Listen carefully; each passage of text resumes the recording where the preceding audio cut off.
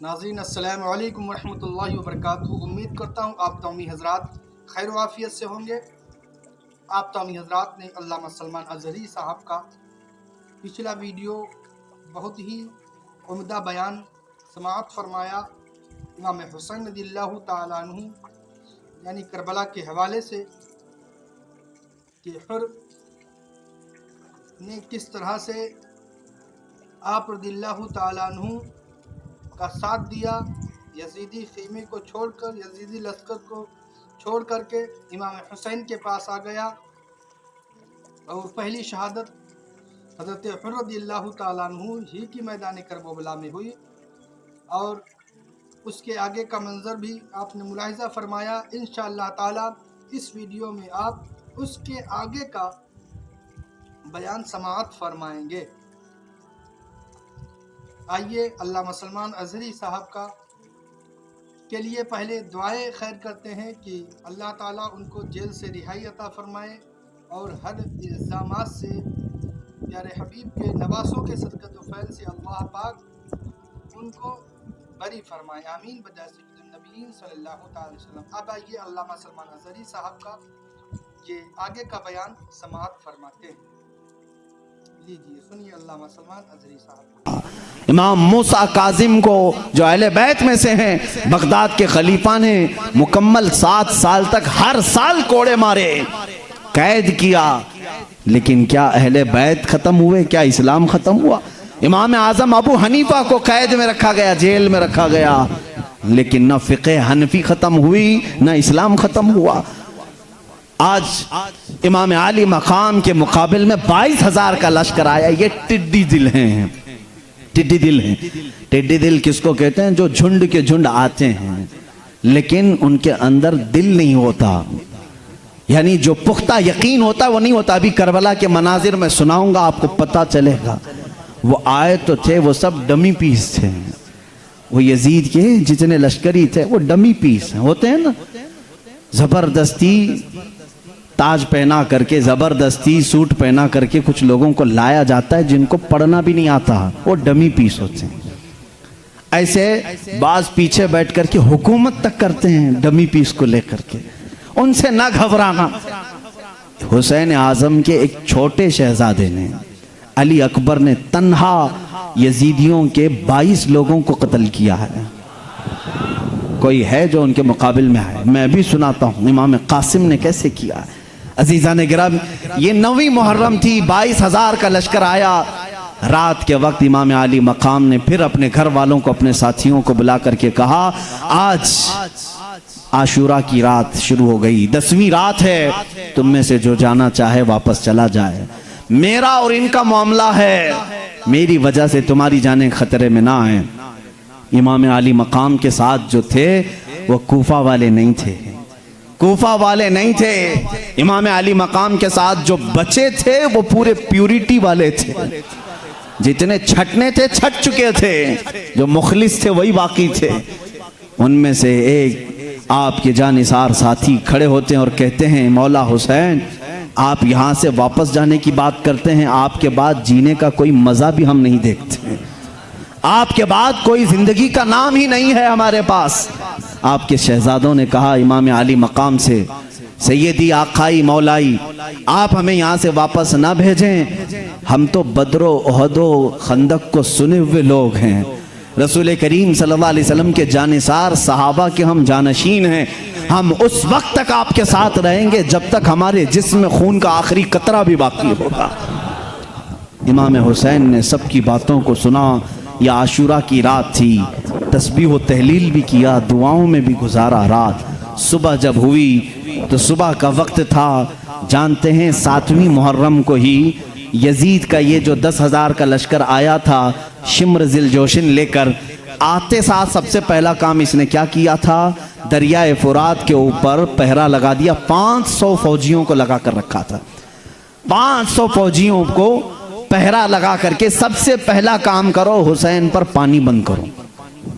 यही चाल आज भी चली जाती है। इकोनॉमिक वार इसको कहते हैं, सोशल वार यानी उसको पहले खाने पीने जरूरियात से ऐसा मजबूर कर दो कि ताकत खत्म हो जाए, फिर उसके साथ लड़ाई करें। ये कूफियों से ही तरीका अमेरिका ने भी सीखा है। इराक पर डायरेक्ट हमला नहीं हुआ, 10 साल पहले उस पर पाबंदी लगाया था। पाबंदी लगा करके 10 साल की कोई भी चीज इराक में जाएगी नहीं, कोई एक्सपोर्ट इंपोर्ट नहीं होगा। जैसे आज ईरान पे भी पाबंदियां हैं, मालूम होंगी आपको। तो जो इनकी हाँ में हाँ नहीं मिलाता, 10 साल 15 साल पहले उस पर पाबंदी लगाते हैं। ये कोई दूसरी कंट्री इनके साथ डील नहीं करेगी। 15 साल के बाद जब वो बेचारे इकोनॉमिकल कमजोर हो जाते हैं तो ये टिड्डी दिल फौज लेकर के उनके ऊपर हमलावर होते हैं। यही काम यजीदियों ने किया था। सबसे पहले दरियाए फुरात पर 500 फौजी तैनात कर दिए 7 मुहर्रम को। 7 मुहर्रम से लेकर 10वीं मुहर्रम तक पानी का एक कतरा भी ख़ैमे हुसैन में नहीं आया। इमाम आली मकाम की तरफ पानी बिल्कुल नहीं आया। 10वीं मुहर्रम आई, प्यास कैसी होगी। आज रोज़ा थे, पता चला होगा। जो लोग रोज़ा रखे होंगे या रमज़ान में रहते हैं उन्हें मालूम है। हम सहरी में खाते भी हैं पीते भी हैं, फिर भी शाम के वक्त हलक सूखने लग जाता है। हलक में ऐसा लगता है कि कांटे चुभ रहे हैं। वो अहले बैत का घराना जो मुसलसल 3 दिन से प्यास बर्दाश्त कर रहा है, उनके हलक में कितनी सख्तियां आ चुकी होंगी, उनका कैसा ये इम्तिहान था। इसीलिए कहा गया है, सर कटाना घर लुटाना कोई इनसे सीख जाए, जाने आलम हो फिदा ए खानदान अहले बैत। अहले बैत का खानदान यही इन्हीं से कोई सीख सकता है कि फिदाई किसे कहते हैं, जानिसारी किसे कहते हैं। अजीज़ान गिरामी, 10वीं मुहर्रम आ चुकी है। 10वीं मुहर्रम को सबसे पहले इमाम हुसैन यजीदियों को बुलाते हैं और एक खुतबा देते हैं। वो आखिरी खुतबा था इमाम हुसैन का। आपने अल्लाह की हम्द बयान की, रसूल करीम सल्लल्लाहु अलैहि वसल्लम की तारीफ। उसके बाद कहा, ए आने वालों, तुम सब कलमा तैयबा पढ़ते हो, रसूल करीम सल्लल्लाहु अलैहि वसल्लम की रिसालत का इकरार करते हो, और तुम सबको ये मालूम है मैं उसी रसूल की बेटी का बेटा हूँ। मैं सहाबी रसूल हैदर कर्रार का बेटा हूँ। तुम सबको मालूम है जाफर तैयार मेरे चचा हैं, अमीर हमजा मेरे बाप के चचा हैं। तुम सब मेरी निस्बतों को जानते हो। तुम मेरे खून के प्यासे क्यों हो? अभी अगर तुम चाहो तो अपना रास्ता तब्दील कर लो। क़यामत के दिन मैं अपने नाना की बारगाह में तुम्हारी सिफारिश ज़रूर करूँगा। इस तकरीर का उन पर कुछ भी असर नहीं हुआ, कुछ भी असर नहीं हुआ। हुर बिन यजीद 1000 का लश्कर लेकर पहले से आया हुआ है। उसके बाद अम्र बिन साद 4000 का लश्कर लेकर आया। फिर शिम्र ने 10,000 का लश्कर उसमें मिलाया और मजीद लश्कर होते हुए 22,000 का लश्कर हुआ। इस खुतबे को सुनी अनसुनी कर दिया गया। इमाम हुसैन रदी अल्लाह तआला अन्हु की तरफ सबसे पहले अम्र बिन साद ने तीर चलाया। कहा जंग का बिगल बज गया। तो सबसे पहले हुर बिन यजीद सुबह के वक्त अम्र बिन साद के पास आया और कहा, अरे कमबख्त, क्या तू जंग करना चाहता है? नवासा रसूल है वो फातिमा जहरा का बेटा है। अम्र बिन साद से कहा, क्या हकीकत में तू जंग करना चाहता है? अम्र बिन साद ने कहा, क्या करूं, ये मेरी मजबूरी, अगर ना मैं करूं तो मेरे हाथ से ईरान की हुकूमत चली जाएगी, मेरे हाथ से ईरान की हुकूमत चली जाएगी।